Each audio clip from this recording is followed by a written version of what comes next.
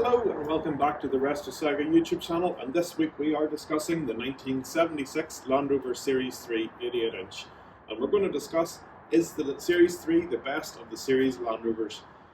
Now I know that's going to be controversial, but we're going to work our way through why I think it might be, but of course I'm sure you'll have your own opinion, so fire everything in the comments and I'll reply to it all. Let's find out. So I definitely feel like I'm going to cause a lot of controversy making a video like this, and I promise the title is not just clickbait, but I do genuinely believe the Land Rover Series 3 is the best of the series vehicles. So let's work our way through and discover why, and we'll start off under the bonnet.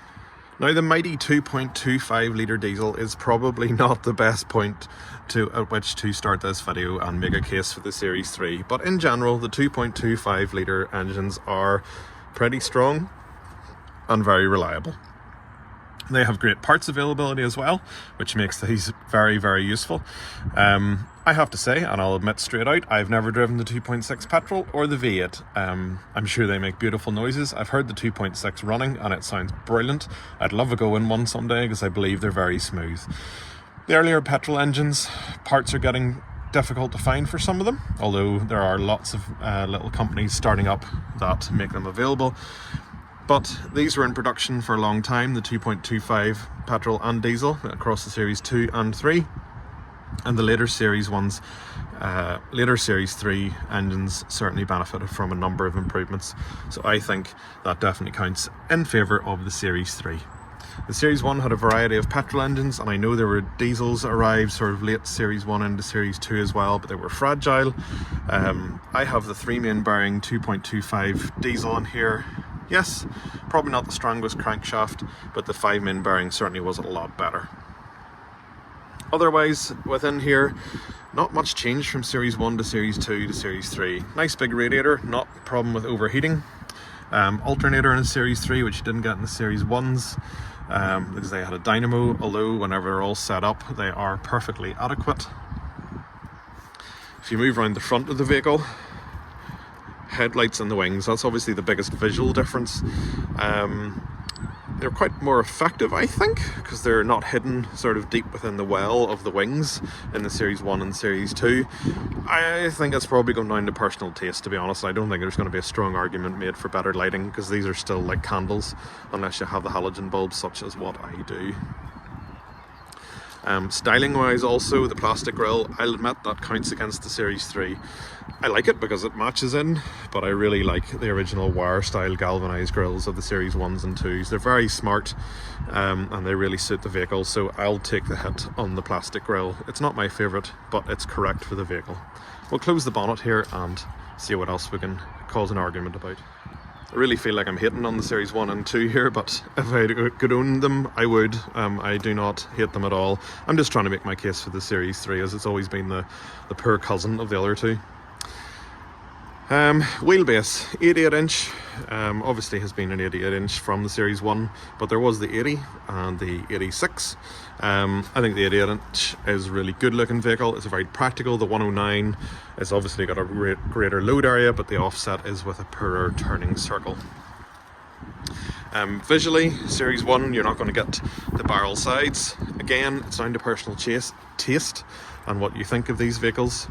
Hard top, soft top, again, all those options were over Series 1 and 2 and 3. These vehicles did really not change a huge amount between 1948 and 1984, when they phased out the Series 3 and brought in the Defender.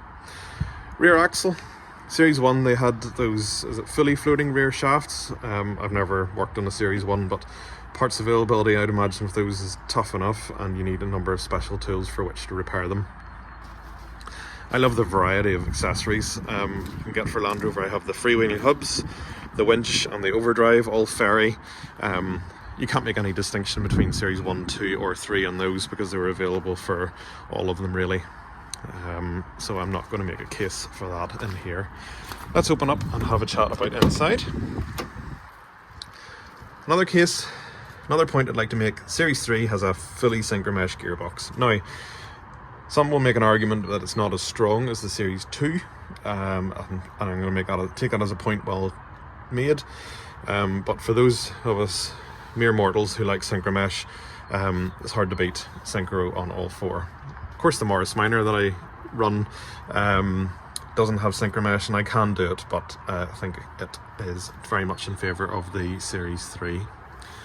The dashboard and interior, I like it for the Series 3. Again, personal taste, but I do prefer the Series 1 and Series 2 interiors. The all metal I think is really cool. I particularly like the proper sort of Bakelite steering wheels of the Series 1 and 2 with the metal spokes. They're beautiful, and with the central dials, yeah. Series 3, it's correct for the period, it's very 1970s, but I think it does let this particular type of vehicle down. So I'm going to take the hit on that one. Other gear knobs and sticks down here. Very early Series 1 you had your ring pull for this four-wheel drive. I'm not going to get into all that. I think you're talking into niche vehicles, so I think we'll leave well enough alone on that. Earlier series vehicles also had a straight handbrake. I've never had to use one of those, but to be honest, I think I'd probably prefer a straighter handbrake. It would probably get less in the way. I'm not tall, I'm not short, I'm somewhere in between, but this sort of does annoy my leg on longer journeys. Top hinging pedals, you can probably get a better shot of it here than you can on the other side necessarily. More conventional if you're used to driving modern vehicles. The early Series 1s had the floor hinging pedals, but again, that's down to personal choice. It really doesn't make a huge amount of difference on your day-to-day. A minor point, but maybe not so much, security. Series 1s, door locks, a bit iffy, especially if you have a canvas tilt. I'm really stretching here, to be honest. I love all the series vehicles. I have a Series 3, I'm a big fan. If you give me a 1 or a 2, I'd take it.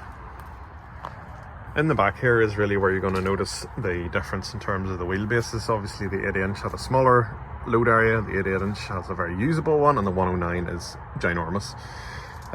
That's all down to wheelbase rather than Series 1, 2 or 3, but I think an 88-inch wheelbase is sort of the perfect compromise. I'm happy to be corrected from those who know more, but that's just my opinion. As you can see, I have plenty of junk in here.